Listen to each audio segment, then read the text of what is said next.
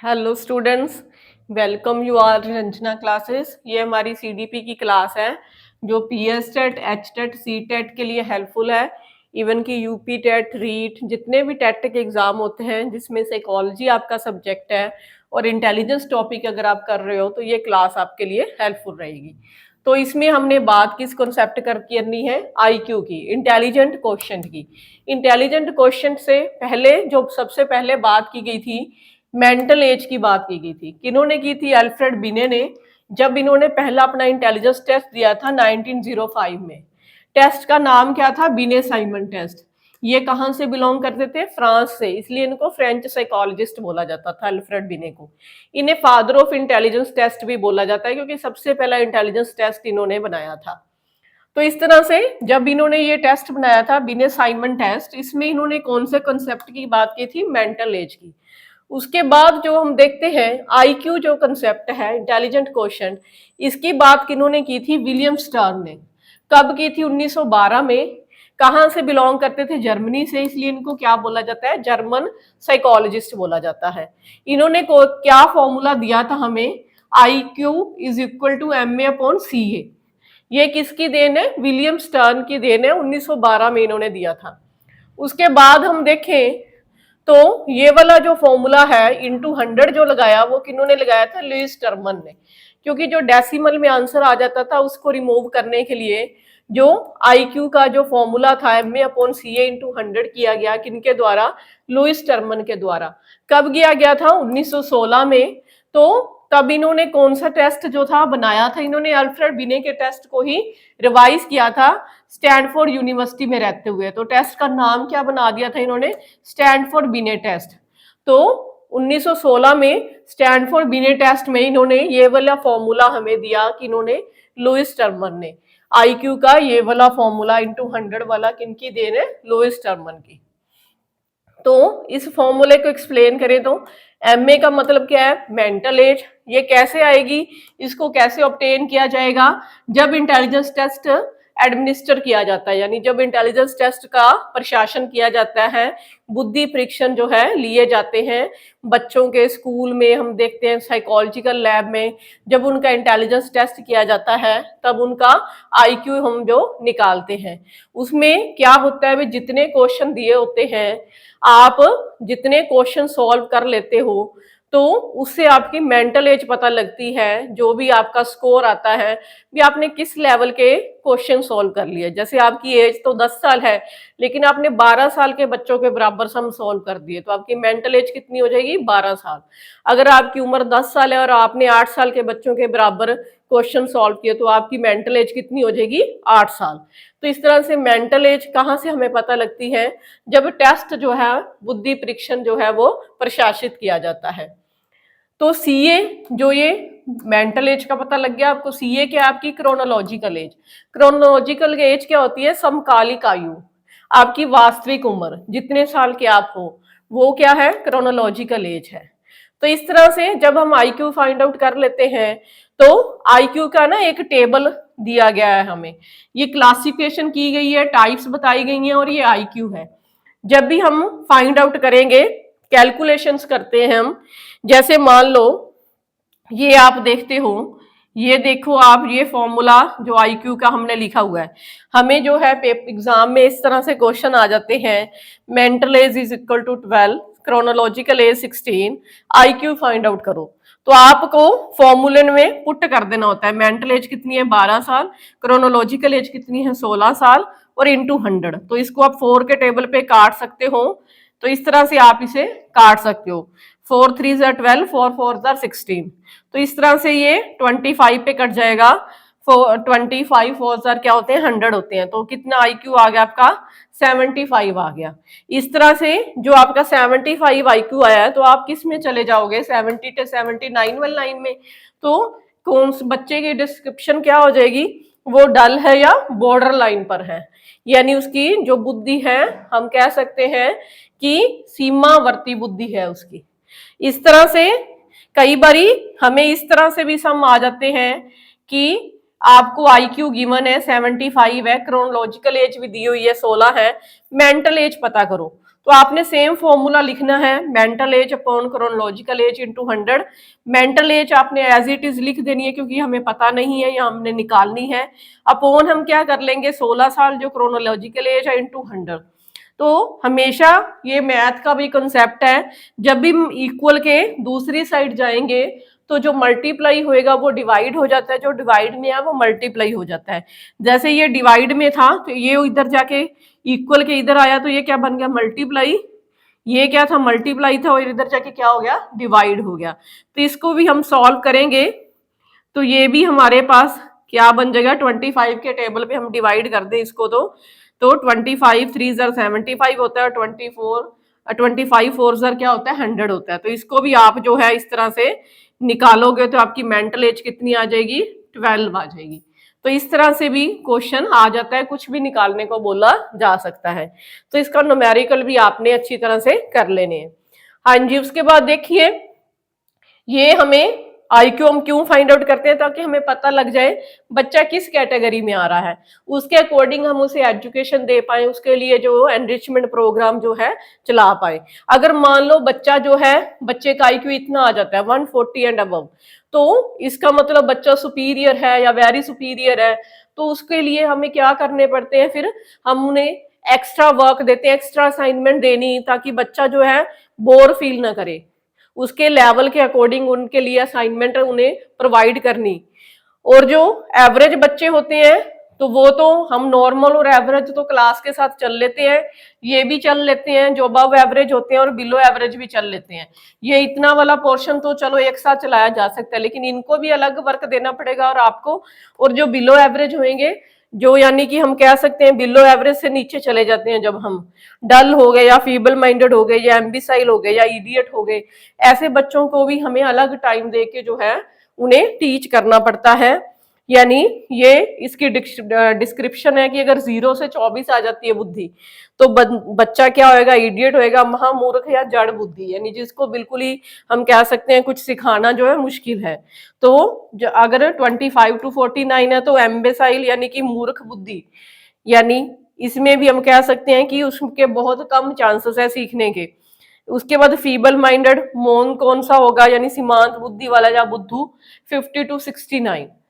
फिर मंद बुद्धि या सीमांतवर्ती बुद्धि किस में आ जाती है, 70 to 79 में। बिलो एवरेज औसत से नीचे 80 to 89, एवरेज वाले 90 to 109। अब एवरेज किस में आ जाएंगे, 110 to 119। सुपीरियर 120 to 129 और वेरी सुपीरियर 130 to 139। और जीनियस या नियर जीनियस किस में आ जाएंगे, 140 एंड अबव में। तो इस तरह से ये एक डिस्क्रिप्शन है, इसको याद करना इजी है। नीचे से शुरू करो, 0 से 24, एक छोड़ दिया 25 से 49, फिर एक छोड़ दिया 50 से 69, 69 में एक प्लस कर दो आप 70 से 79, 80 से 89। इसके बाद 10 के डिफरेंस से आपने आगे चले जाना है, ठीक है। 19 से 109, 110 से 119, 120 से 129, 130 से 139 एंड 140 एंड अबव। इतना तक ही आपको याद करना है, उसके बाद 10 के डिफरेंस से ये आगे बढ़ता जाएगा। तो ये भी इसी तरह से आपने डिस्क्रिप्शन इसकी याद कर लेनी है।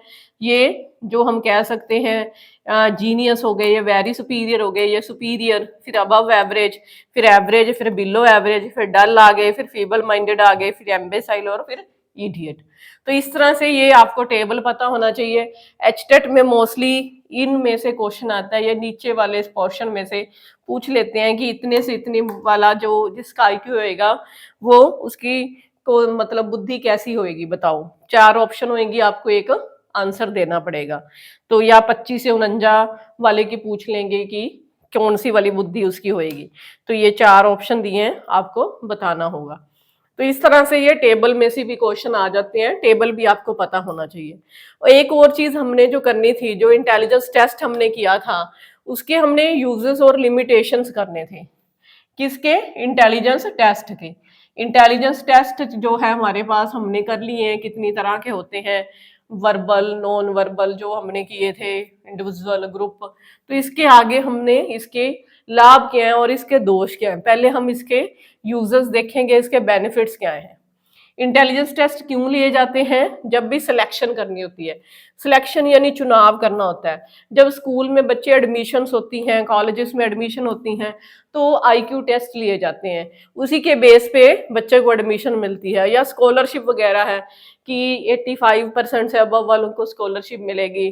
कोई असाइनमेंट देनी है टीचर ने, तो वो भी ये चीज़ देखता है कि कौन सा बच्चा कौन सी असाइनमेंट को अटेम्प्ट कर पाएगा। को करिकुलर एक्टिविटीज़ में पार्टिसिपेट करवाने हैं आपको, तो वहाँ भी ये चीज़ देखी जाती है कौन सा बच्चा कौन सी एक्टिविटी को अच्छी तरह से कर सकता है। नेक्स्ट हमारे पास क्या है? क्लासिफिकेशन यानी कि वर्गीकरण। अब टीचर ने क्लास में बच्चों को पढ़ाना है, तो वो तब भी ये देखता है कौन से बच्चे सुपीरियर हैं, कौन से एवरेज हैं, कौन से बिलो एवरेज हैं। इनको उनसे थोड़ा एक्स्ट्रा काम देना पड़ेगा। ये नॉर्मल चल लेंगे क्लास के साथ, इनको थोड़ा ज्यादा टाइम देना पड़ेगा कि समझाने के लिए। इस तरह से बच्चों के वर्गीकरण में, ताकि अच्छी तरह उनके लिए एजुकेशनल प्रोग्राम चलाए जा सकें, तो उनके हमें जो है उनका आईक्यू टेस्ट लेना पड़ता है। इनके लिए एनरिचमेंट प्रोग्राम रखने पड़ेंगे, इनके लिए रेमेडियल क्लासेस रखनी पड़ेंगी। नेक्स्ट क्या है? प्रमोशन। अगर कहीं भी आप देखो एजुकेशन की फील्ड में या ऑक्यूपेशन यानी कि कहीं भी आप जॉब कर रहे हो, वहां पे प्रमोशन भी आपको इसी बेस पे मिलती है। तो आईक्यू आपका चेक होता है कि कौन सा पर्सन जो है ज्यादा अच्छी तरह से काम कर पा रहा है। अगर आपने गाइडेंस देनी है बच्चों को, एजुकेशनल गाइडेंस देनी है, तो मान लो बच्चा आपके पास कैरियर के लिए आता है कि मैं अब +1 में कौन से सब्जेक्ट लूँ, मैं अब कौन सा वोकेशन चूज करूँ, तो उसके लिए भी आप जो है उसका आईक्यू देखोगे, फिर ही उसे गाइडेंस प्रोवाइड करोगे।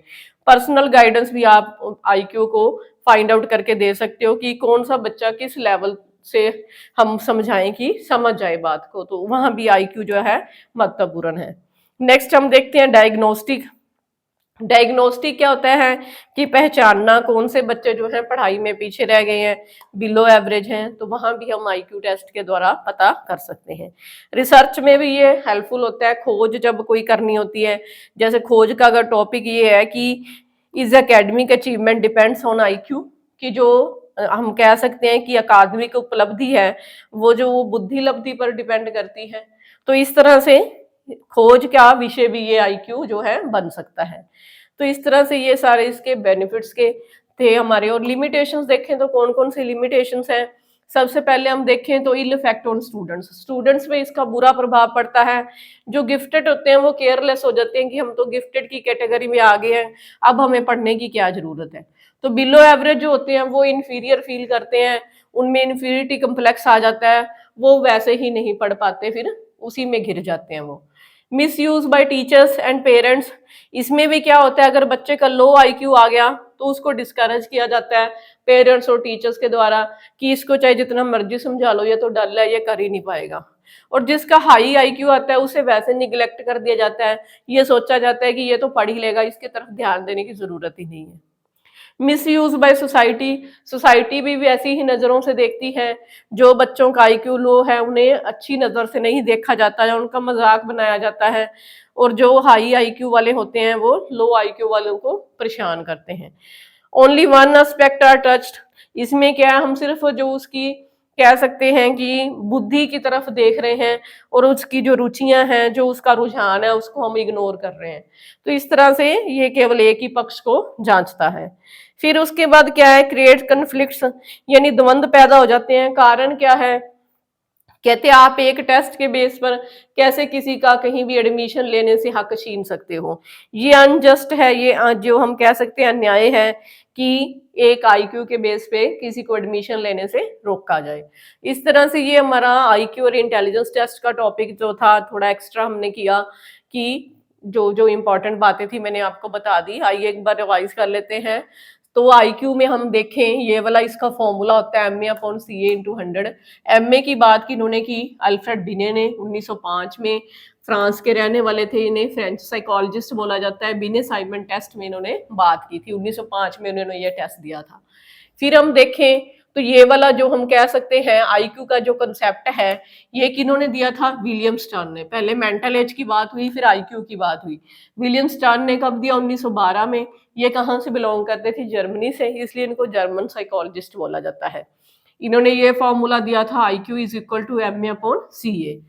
फिर कौन आए भी, लुइस टर्मन, जिन्होंने आईक्यू का ये फॉर्मूला दिया MA/CA/100। किन्होंने दिया, लुइस टर्मन ने। कब दिया, 1916 में। तो स्टैनफोर्ड यूनिवर्सिटी में इन्होंने बिनेट टेस्ट को रिवाइज किया था। और टेस्ट का नाम क्या लिख दिया था, इन्होंने रख दिया था स्टैनफोर्ड बिनेट टेस्ट। तो ये वाला फॉर्मूला इन्होंने इसी टेस्ट के दौरान दिया था। ये मेंटल एज होती क्या है, इसकी बात करें तो जब भी इंटेलिजेंस टेस्ट लिया जाता है उसमें जो आपके स्कोर आते हैं उसके आधार पर आपकी मेंटल एज निकाली जाती है। ये आपकी क्या होती है, वास्तविक आयु होती है। तो ये आईक्यू फाइंड आउट करने का फॉर्मूला है MA/CA/100। MA ये थी हमारे पास 12, CA 16, आईक्यू हमने फाइंड आउट कर लिया, कितना आया, 75। उसके अकॉर्डिंग बच्चे की जो हम कह सकते हैं ये वाली कैटेगरी बन गई कि वो इस कैटेगरी में आएगा। तो आईक्यू से हमें बच्चे की कैटेगरी पता लग जाती है, तो इसीलिए हम फाइंड आउट करते हैं। तो कई बार इस तरह से भी आ जाता है कि आईक्यू गिवन है, क्रोनोलॉजिकल एज है और मेंटल एज निकालो।